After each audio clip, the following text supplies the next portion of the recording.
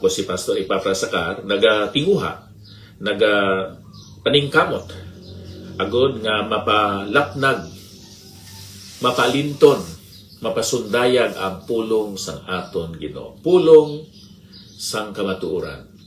Kay siling ni Ginoong Hesus, ang kamatuoran amo magahatag sa inyo sang matudtuon nga kailwayan. Sang ginhambal ni Ginoong Hesus ina nga mga pululungon, ang mga Hudiyo hindi magpati nga sila mga ulipon. Wala sila sang pagtanaw sang ila mga inagihan kag inagihan sang ila mga ginikanan. Sa pagkamatuod sila nangin ulipon sa Ehipto, dito sa imperyo sang Assyria, sang Babylonia, sang Medo-Persia, bisan pa sang Grisya. Kag sa panahon nga ari diri si Ginoong Hesus, sila gindumalahan sang imperyo sang Roma. Ang aton balatyagon abyan hindi mahimong maayo nga standard sa pagkilala kung ano ang aton kahimtangan. Ilabi na gid aton kahimtangan sa tubangan sang Dios. Kung gamiton naton ang standard sang balaang kasulatan, aton makilala gid nga kita mga makasasala. Kita sa aton kaugalingon mga patay tungod sa aton mga paglapas kag kasalanan.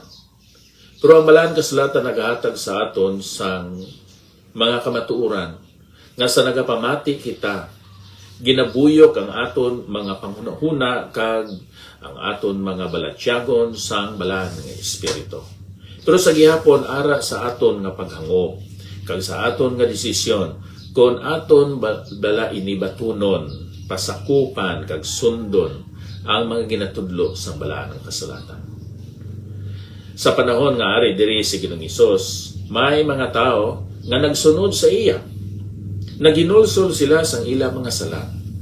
Kag sila nagbuot o kung nagdesider nga magsalig sa iya. Kag sa amuman nga bagay, ikaw karon abyan, may kahiunan sa pagpamati.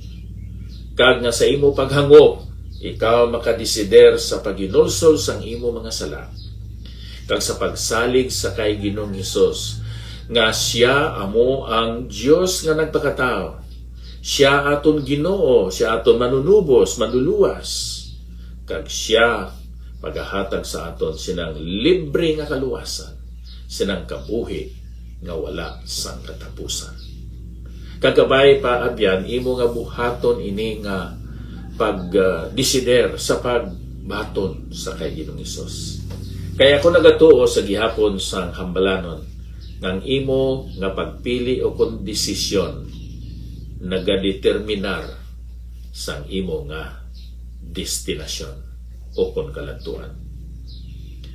Now, sa aton nga pagpamalandong sining pulong sa Ginoo sa 1 Corinthians chapter 14, diri ginhatag ni Apostol Pablo ang mga giya, mga patakaran, mga guidelines kung paano ma-exercise in ang gift of tongues or speaking in tongues, and then the gift of prophecy or preaching. Diri sa verse 20 sa 1 Corinthians chapter 14, nagasiling mga kauturan, dili kamo magpakabata sa painuino, magpakabata kamo sa kalautan, apang magpakahamtong kamo sa painuino. Sa pag-exercise ang the gift of tongues and the gift of prophecy, si Apostol Pablo naghatag sang panugdaon sa versikulo 20 nga kinanglan nga mga Kristiyanon sa Korinto magmangin bata o kon inosente kaangay sang mga bata.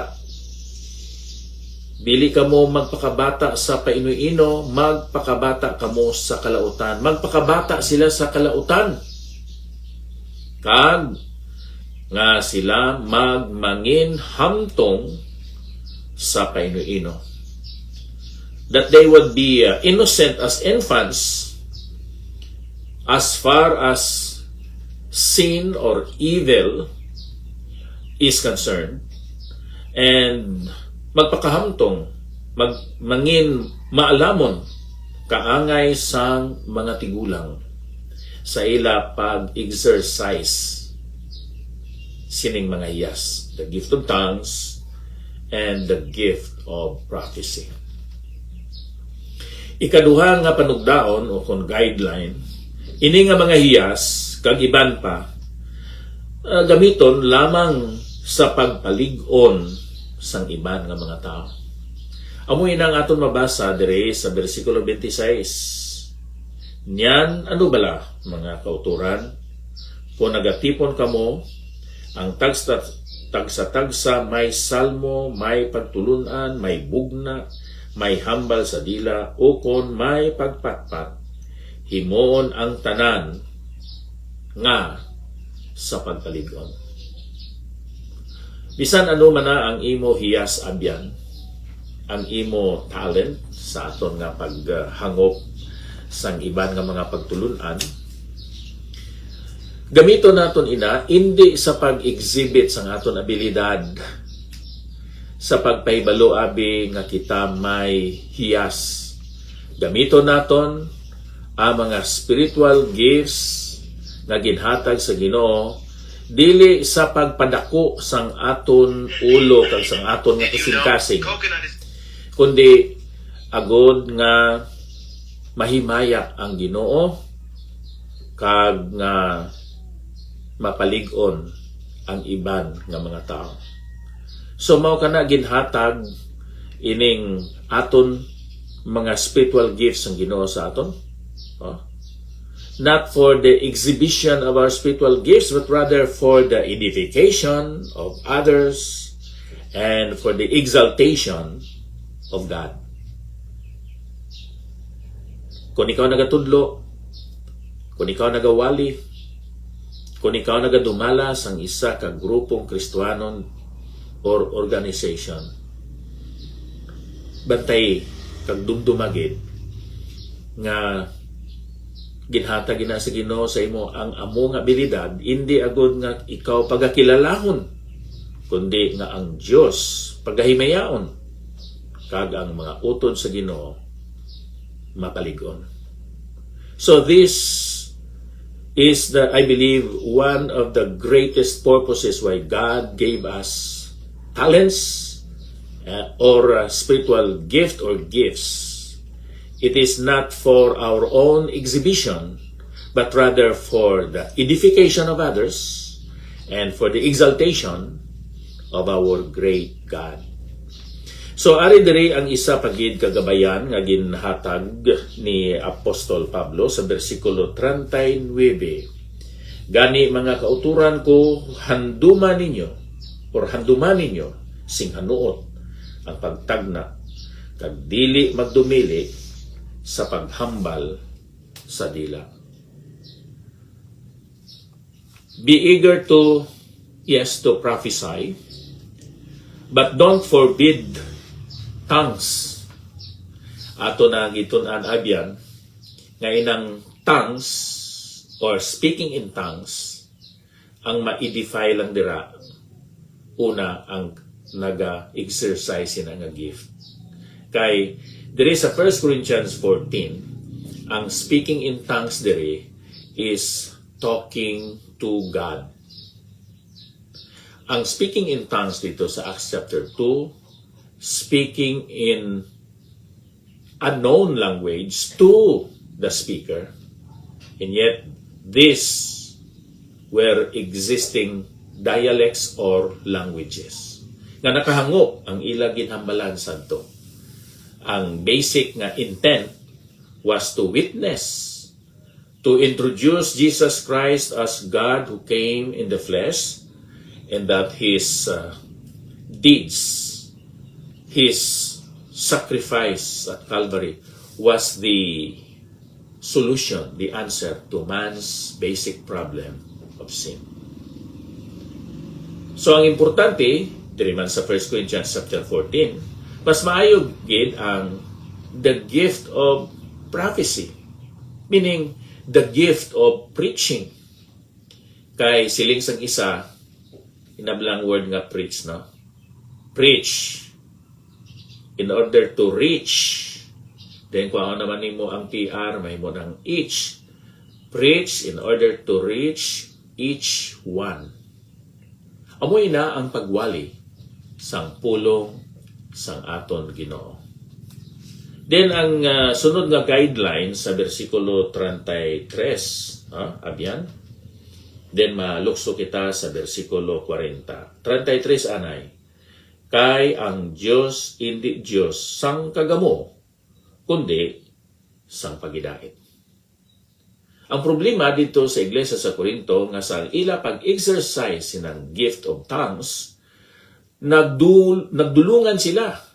Kagtungod sila may confusion, may kalibog, may kasamo. Nga hindi na sila mag-intindihanay. Isa pagid ka rason tungod kay nagapaindis-indis sila nga sila may abilidad kag maayo gid mag-exercise ng gift of tongues. But who were edified? Sino gid ang napalig-on sa ila espirituano nga pagkabuhi tungod kay nag-exercise ang ila utod sa Ginoo sinang gift of tongues. Amo na nga siling ni Apostol Pablo, mas maayo pa ang gift of preaching or prophesying kay ang gift of prophesying nagapalig-on. Amo nang makita naton diri sa 1 Corinthians chapter 4, nagapalig-on, nagalipay, kag nagapasan. Amoy na, no? Ang importante nga i-exercise ang gift of preaching or sa aton kanong panahon ang gift of teaching. Kay ginapalig-on nimo ang bugos nga iglesia. Kag buhaton ini sa versikulo 40, apang ang tanan nga butang himuon sing nagakaigo kag mahusay. Nagakaigo, that means may decency, may kapurmalan, may pagpaagisod. Kabalo ka mo inang word nga liturgy, inang order of worship, liturgos, no? Ang kahulugan sina nga may kahusay, may paghanay maayo, may pagpaagisod, may pagpasunod, may maayo nga arrangement sa paghimo sang buluhaton sa Ginoo. Hindi nga magpagustuhanay na lang. Hindi nga magdali-dali na lang. Nga wala nakapangaman, nakapreparar, kay tungod nga wala sing may nakapreparar para ma-fill in ang special number bisan nga hindi espesyal, ordinary kaayo, yabag kung out of tune, himuon pagid nga special number. So there must be decency and then there must be order. Din karon ang order kung naga-exercise sang speaking in tongues ang tanan kag nagadulungan. Ang laygay diri ni Apostol Pablo kung mag-exercise manggid sila sang una, ari diri sa versikulo 27, gift of tongues, mag-exercise sila kung ang bisan sinong tao maghambal sa dila, himon ina sang duha o kung maglabi sang tatlo, kag bulos-bulos, kag magpatpat, mag-interpret ang isa. So mo kini amo ini abyan ang pagtudlo ni Apostol Pablo that we as believers even now in application should do everything in a fitting and orderly way sa aton nga pagsimba dira sa Ginoo. Then sa katapusan may magsupak-supak sa mga pagtudlo, mga laygay, mga guidelines ni Apostol Pablo. Basaon niya ang versikulo 36, 37, kag 38 nga nagasiling, ano?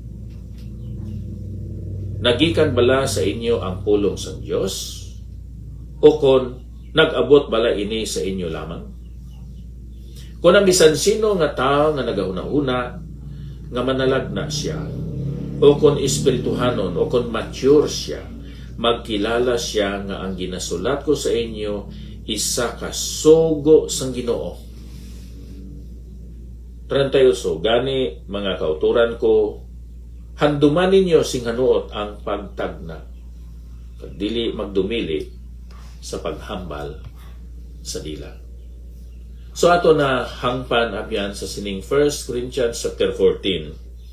Ang explanation ni Apostol Pablo nga diskubrihon nato ng aton hiyas o mga hiyas, ang aton spiritual gift or gifts. At least, ang Kristohanon may isa ka spiritual gift o kung duha, kung tatlo, o kung madamo.